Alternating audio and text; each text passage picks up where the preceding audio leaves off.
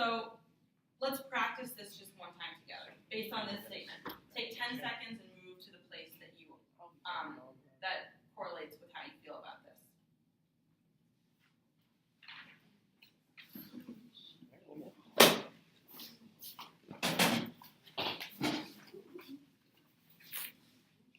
Everybody else is good over there? Mm-hmm. Okay. So now that we have moved according to this, you can get up whenever you want, okay? When you sit in the philosophical chair, you need to make sure that you follow these rules here, okay? So the first one says, listen without judgment, right? So when you are listening, the whole purpose of this discussion is so that you have an open mind. You need to be able to change the place that you're sitting according to what people are saying.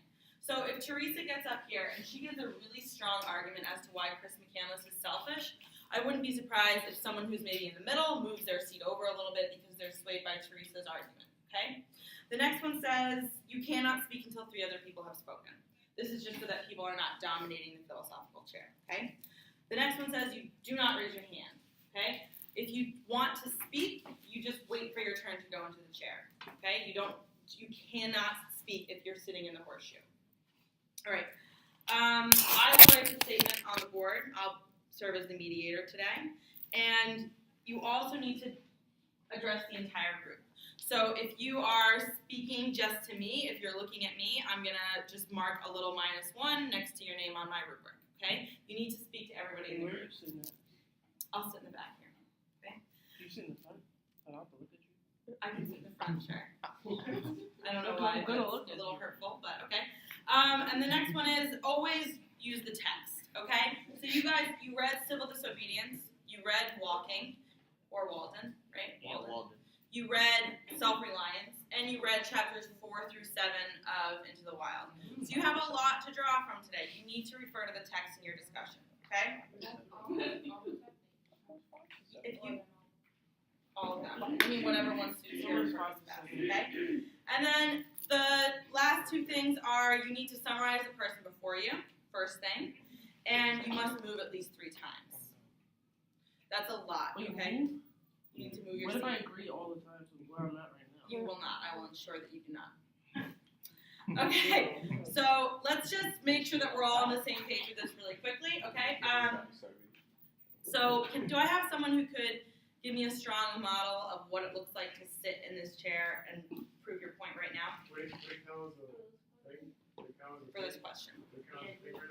Yeah. So you grab a munchkin first, then you sit down. Wait, really? That's how it works? No. You can if you want. All right. So, folks, right now we are all violating a rule. What rule are we violating? No talking when you're in the horseshoe. Go ahead. Go.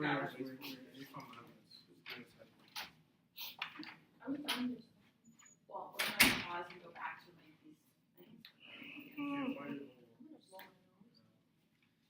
So I think that Chris McCandless is not selfish because, like, first things first, like, his family is like sort of like wants him like be like a different person. He wants him like be more like, let's say, like an educated, successful student, like in the future. Like, but he doesn't want that. He wants to be like his own person. He doesn't want to like be like people like show him like the ropes. He wants to be his own person so he can like follow his own life. So that's why he decides to have like an odyssey, like a trip, in order to like find new things about his life or like what he wants to do. It's like, and then he meets this guy named Fonz. Fonz is the one that like sort of like becomes like a parental figure for this boy. And they sort of like have like I kind of see like a deeper connection, and he wasn't being selfish because like he sort of like Fonz. McCandless gave him like an idea of like wanting an adventure of like trying like to move on from the past and like be different, you know. He's not being selfish, he's like trying to like show people like what it means to like have fun, you know. I really want to be. You gotta be that seat. I think in the seat. Yeah.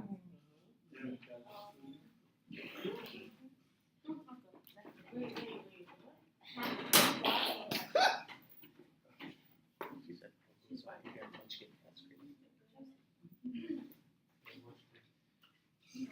You know she won't miss that. I agree with Christian. I feel like Wait. You missed something. What did you miss? Summarize. Summarize. Quickly summarize what Christian Christian said. said because of Chris McKinley's family and how they always want a certain lifestyle for Chris, and then he's not selfish, and I agree with that because Chris went to the school his parents wanted him to go to, and he graduated with the good grades his parents wanted him to get, and he always acted how they wanted to, and I feel like it's important that he took this trip to live for himself and not for so much on his parents. You can just, when you're done, you can just go ahead and go back. I agree with what Christian said that Chris wanted to like have his own adventure. And what Keanu said about him like following everything his parents did. But I feel like he is selfish because like he just like threw away his money and like his parents cared about him and he didn't regard for that. Like when he went out there with no food, no good weapons, like I understand he wanted to have an adventure, like Ralph Waldo Emerson at Walden Pond, like and discover something or like find a new meaning in his life or like explore nature, but like the way he went about it was just completely wrong. Like he could have actually like had an experience that was like remarkable, but like the fact that he died and he wasn't able to tell it, it's like okay, like, you had that to yourself. Like what else? What was good about what Josephine said? What was exceptional about her time in the philosophical chair? She connected to another story. She connected it to Ralph Waldo Emerson. Great, good job, Josie. All right, Teresa's the last one for this point, and then we're gonna do. All right, Teresa, then Margarita, and then we'll move on. Okay, go ahead, Teresa. I agree with what Liz said about him being selfish in regard to his parents, and then the evidence that Christian got with me from chapter 6 about friends.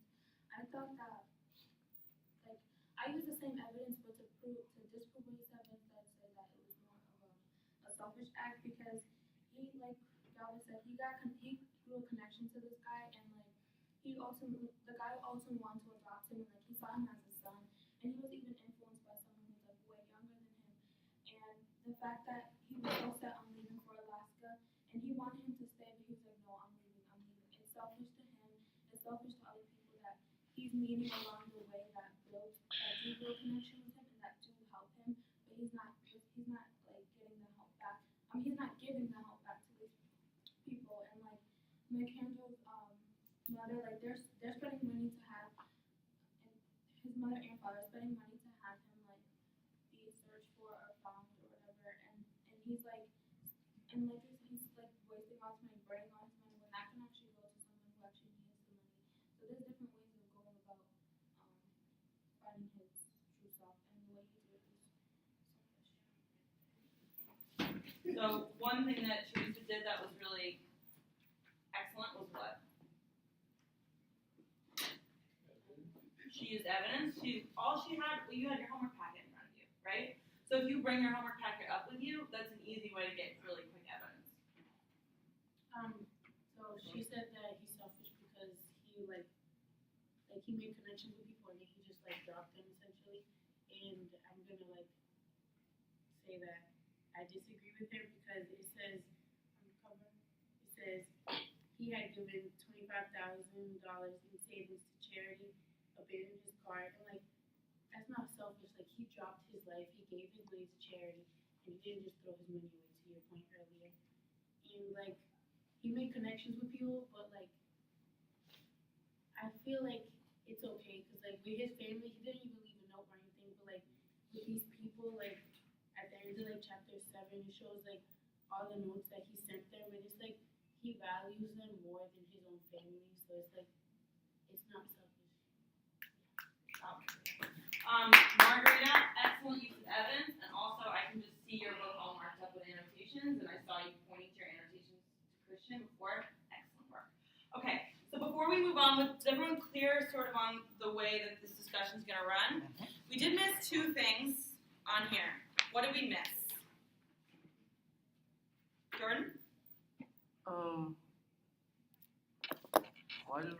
hands. We're taking a pause from that right now. No one moved during that time. Right? So, It's the first time. okay, that's okay. I'm just saying, be aware of that going into the next one. Wait, Miss, what if you actually are in the middle? Right. With the different statements, there will be times when you should move. Okay, I would not expect you to be in the middle, especially you, Jordan. You I don't feel like need to be there. I can support both sides with that. Well, let's take this on a case by case basis. 3 times for each question. No, just in the entire discussion. Okay, and one other thing that maybe was missing here. Do not look at you. Do not speak while someone else is speaking. Do not speak when some other people are speaking. Thank you, Christian and Jordan. Make sure that if you're on the horseshoe, you're nice and quiet. All right. So before we move on from this, we have even numbers in here. Take 30 seconds. Turn to the person sitting next to you. Explain every single one of these rules to each other. Okay? 30 seconds. Go. Explain each of these rules. So this one. So first one. Just talk about it. That's it. The second one, don't talk. The third one, don't talk. 15 seconds. Yes, don't talk until other people get up there and talk. Don't raise your hand. Wait, that way. She's using it right 5, 4, 3, 2, 1. I need everybody's attention up here. Okay. So, somebody tell me with a hand, what is the purpose of this discussion? With a hand. Go ahead, Teresa. Open-minded discussion. So, one thing that I've noticed in this class, you guys are fantastic discussion participants when it comes to Socratic seminars, but I'm going to be totally honest with you. There's an argumentative nature to some of those discussions that can be less than productive at times, okay? So really the purpose of this is not to be argumentative, not to necessarily prove your point, but more so to encourage learning and understanding among all of us, okay? Kiana? I know. This is your challenge today, okay? Your challenge today is to rather than say, here's why you're wrong, to ask another question, or to come back to your own thoughts and your own points rather than attacking other people's ideas. Jordan, then Teresa, and then we're going to move on. Jordan? What's the point of discussion if we can't argue? To be honest, and also, can I lose some water? Let's talk about that. Can we throw that back to the class? What's the point of the discussion if we can't argue? Because it's like if people have different like opinions, they're gonna like express that, and it's gonna be argument no matter what. So I feel like argument has to happen for it to be discussion, or just people agreeing with each other. Anybody want to speak to that? If I want to add on, arguments aren't always like loud and Of course not. I know. but like you can just sit there and go back and forth. So here's what I'll say to those two things, okay? The transcendentalism is a new topic for all of us. The concept of wealth is not something that we have discussed at length this year, okay? Therefore, going into this with an open mind and acknowledging with a lot of humility that you're not really sure how you feel about this yet, or at least you shouldn't be because it's a new topic, right? You're learning from one another. The purpose of this is learning. It's acknowledging that you don't have fully developed ideas yet, and therefore you're going to have an open mind and listen to everybody at the table, okay? The one other thing I will say is just think about Congress, right? Congress is criticized all the time because they don't get anything done, right? And that's because of the partisanship within Congress, kind of shell. Their argumentative nature has prevented them from learning from one another and from, like, getting stuff done. So as a class, what we really want is we want to learn. At the end of the day, we can walk home and have proved our point, but not have learned anything. And if that's what happens in the art, then the discussion is moot. Yes, quickly. I never said like that. Like, Should I put up here on the board and then we can just have a discussion about discussion? Yeah. No, we're not gonna do that. Not today. Right. But like, at first I was talking about like how. I forgot my point. Never mind. Let's try. Wait, is it after? Right, Teresa has the floor. If you sit down and ask a question like that, kind of talking about You can answer your own question, but it'll still count. All right. So say again. Okay. So here's what we're gonna do now. We're not gonna have time to read all of these little excerpts in pairs, and I want to discuss as much as possible. So let's just take 3 minutes. Read the first 2 excerpts about wealth. In the lines below, generate a discussion question that you can weave into the discussion, and then we're going to come back together in 3 minutes and start discussing. Okay? So what are we doing right now? Reading the first 2 and writing discussion questions. A little bit louder. Question? Reading the first 2 excerpts and writing discussion questions. Reading the first 2 excerpts and writing a discussion question. What is the focus of our discussion today? The power. Okay, so the purpose of the format is to empower one another to share our ideas and to have an open mind. But what's the focus of the discussion in terms of topics? Well, thank you, Christian. Okay, so 3 minutes. Go ahead, read those first 2. You can read with a partner or independently.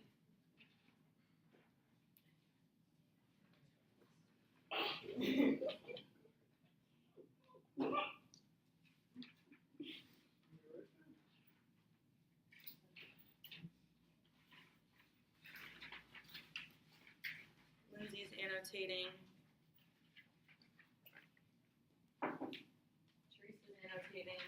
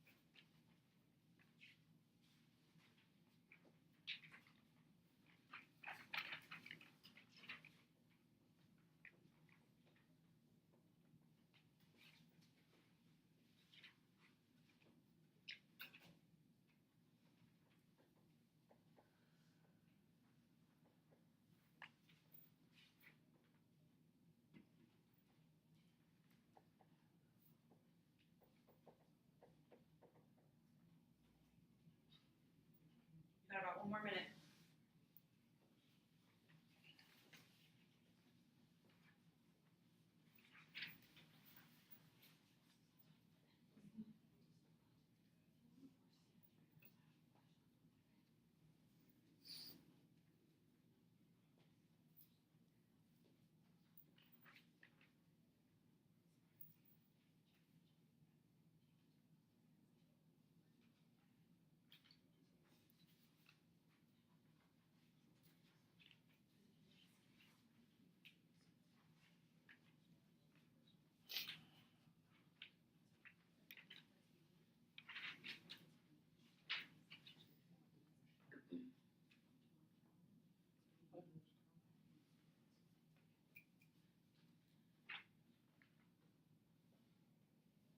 Okay, Angel's got his first question written down. He's got hers also written down.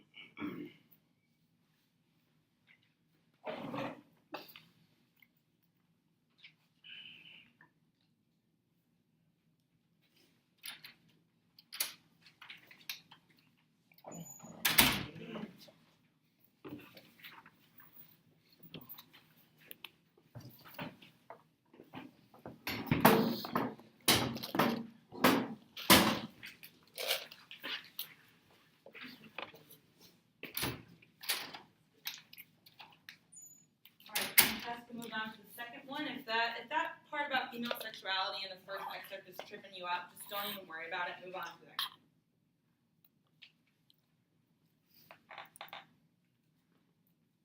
Okay, you got about 30 seconds left here.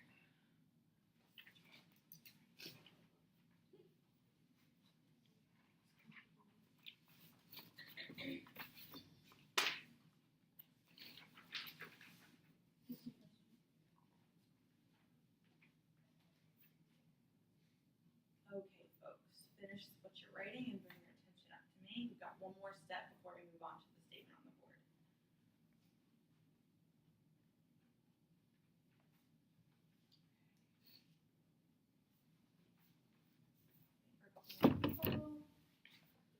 Okay, so to make sure that we're all on the same page right now with what these passages are about, let's just do another really quick turn and talk. Turn to the person who's closest to you. Three of you can work together and you can hop down, work with Angel and Jocelyn. Summarize the passage. Explain what your discussion question was. Okay? So what are we doing right now? Summarize the passage and then what over here? Explain your discussion point. Okay? I'm only going to give you 1 minute to do this because then I want to maximize our discussion time. Take 1 minute with the people closest to you, summarize, and then explain your discussion question.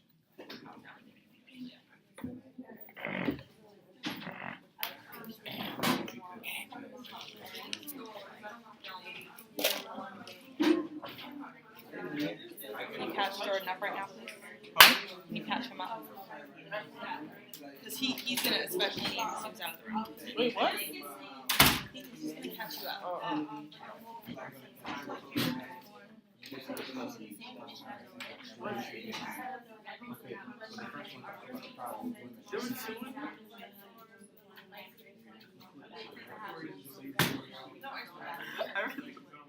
Yeah, we were talking about the sexual power. 15 seconds. The second one talking about like Chris pretty much, even though he had money, he donated up all charity and all that. Pretty much had to come to the question. Both. Kiana, Rachel, you're good? Okay, 5, 4, 3, 2, 1. I need everybody up here. Okay, so we're going to start the discussion.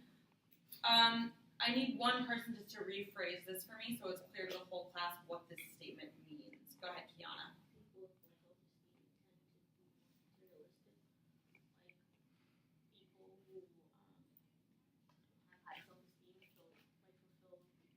Fill that material things. Okay, take 10 seconds to move to the seat that applies to you, yes or no, and then we can start discussing. Oh, come on. I'm so tired. Why would you do this to me? I don't want to do this. Okay, good. I'm gonna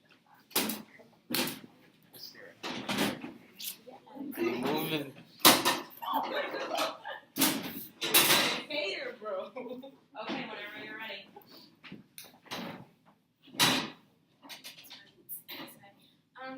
I agree with this statement. I feel like people with low self-esteem tend to be more materialistic because they don't know any other way to make themselves feel better about themselves or feel good, and that's not a good feeling. And so they like fill that void of material thing. Like for example, in Of Mice and Men, Curly was the short one. Well, this wasn't really a material thing. It was kind of an example.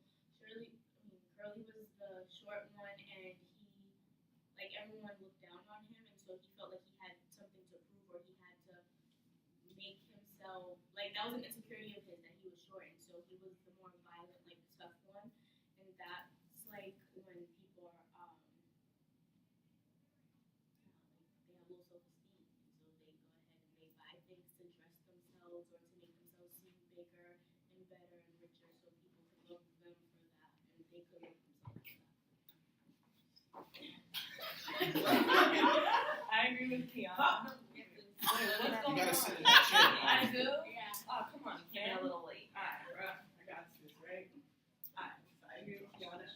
I always remember hearing this one. What? Oh, Sorry, come on. Okay. Just let me go. Okay, so because Michelle came in late, it's not her fault. Let's just really quick recap for her. Someone give her the 10-second version of what to do when she comes up to sit. Summarize the last person who said whatever they said. Make eye contact with the group. Don't look at his comments. And have lunch. So, and then make sure that you use the text as much as you can. Okay, go ahead and start. Okay, so you said summarize, use the text. Does it matter? Does it have to be the only two that No, you can use whatever you find relevant. didn't know that. Michelle, why don't you just go ahead and get started and we'll.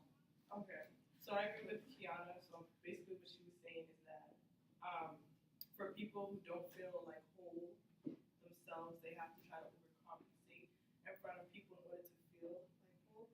And I've always heard this phrase like for men, not like really women, but for men, like men try to overcompensate for what they lack. And it could be like something they lack physically, it could be something they lack emotionally, it could be something they lack financially. So like they try their hardest to try to seem like they're big and important, try to seem like they have all the money in the world, try to seem like they get all the women in the world, but like they really don't. So basically, I just agree with that because I see a lot of people who don't really have to be text, but That was great, Michelle. Thank you. thank you very much. Okay, I want to know that. Michelle, you have my number. Oh, really? Yeah. Maybe Glaze. I knew you were hungry. I was sitting next to I agree with Michelle. Just like people often try to like overcompensate, but I feel like sometimes it's not necessarily like materialistic. I feel like you can like look to other people for that and like relationships in order to like fill the void or whatever, instead of like going to material things. Like for example, a person with low self-esteem, like they might like go through therapy and not go on a splurge of like buying stuff. Like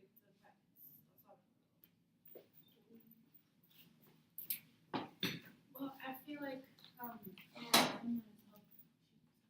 That's all. Well, I feel like she basically said that materialistic things like you don't need that. Some people don't go to that. Like they go to other things instead.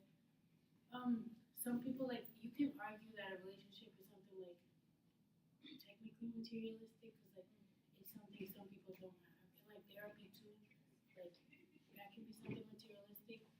But like I've seen like people that like that they think that like they're ugly or like they have low self-esteem for some reason, and then they go towards like buying shoes or like buying purses or buying other stuff like because society like if they see that they're like, oh, she likes shoes, oh, look at her purse, she must have money, let me go to her, like to try to make themselves seem like something they're not.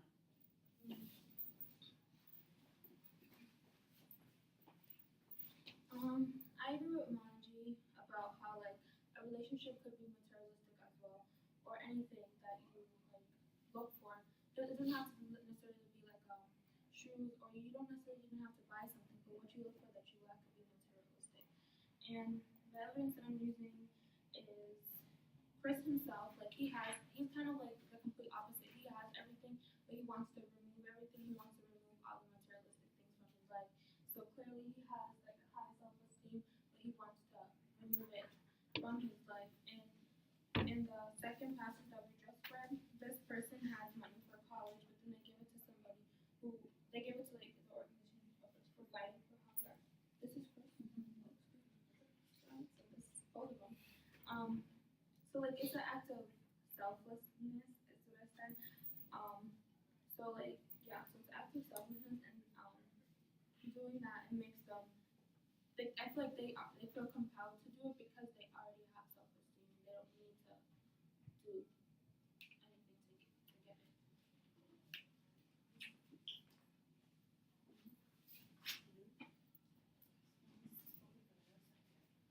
So I'm just gonna point out, based on this statement, that if you all agree with this, then that makes many of us in this class hypocritical. Or it's the same as saying that we all have sort of a lack of self-worth and a lack of self-esteem. Because if you agree with this statement, then we all sort of depend on material goods. The other thing I would consider is that Chris himself had low self-worth in many ways and low self-esteem in many ways. And although he didn't take a materialistic route, he was sort of trying to fill that need through his desire for adventure. And look at the way that what the result was for him. He ended up dying. So I would say that we are all sort of trying to fill this need for self-worth and for affirmations for ourselves. And it doesn't matter how you do it. If you want to do it through materialistic goods, that's your prerogative. And it's sort of dangerous to say, like, this way is better than that way.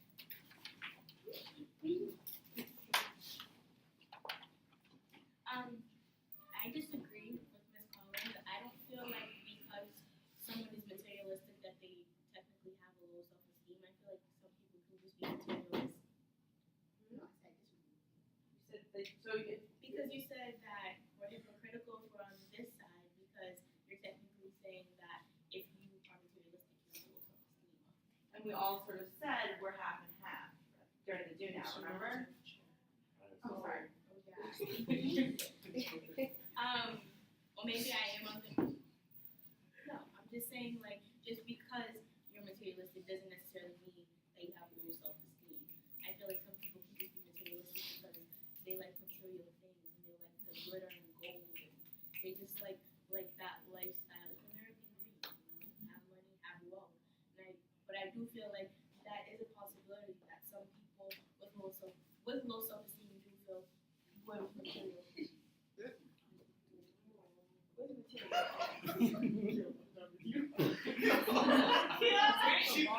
is it, bro. There we go. Let's try this one really quick. Wait. Well, let's give people a chance to move their stuff. In a form. Can I go? Let me go. Okay. We got time for 3 people on this point. Okay. Alright, cool. So,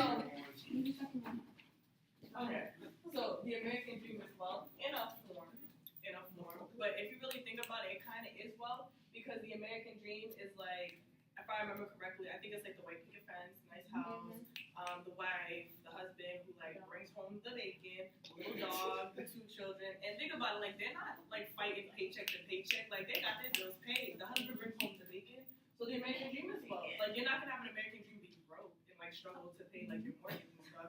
So like in a form, it is, you know, like it is good. I had to sit over there because Marty took my seat, but it's okay. I was on the other side. Yeah, like I just had to sit over there. You wanna go? 'Cause Who was second? we only have about a minute left here. I don't disagree, I'm kind of in the middle, but that's closer. But I feel like when Michelle was saying, she said it's a form, I do agree that there are other components to the American dream, but what is or is part of that?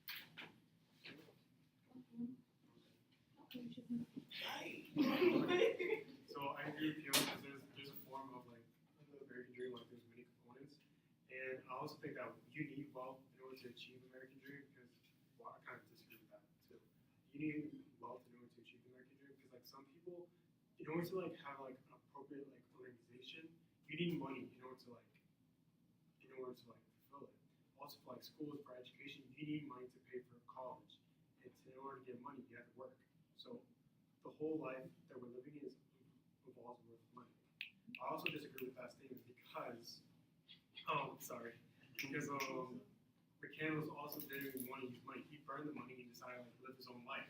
So he decides to like walk away from this government structure and decides to like be honorable, you know. So like back what somebody Republican said is that basically McCandless had money. McCandless had money and like but he went to go venture off or whatever. But that's actually not fulfilling the American dream because the average American dream is not to live in the wild and do all that stuff. So McCandless,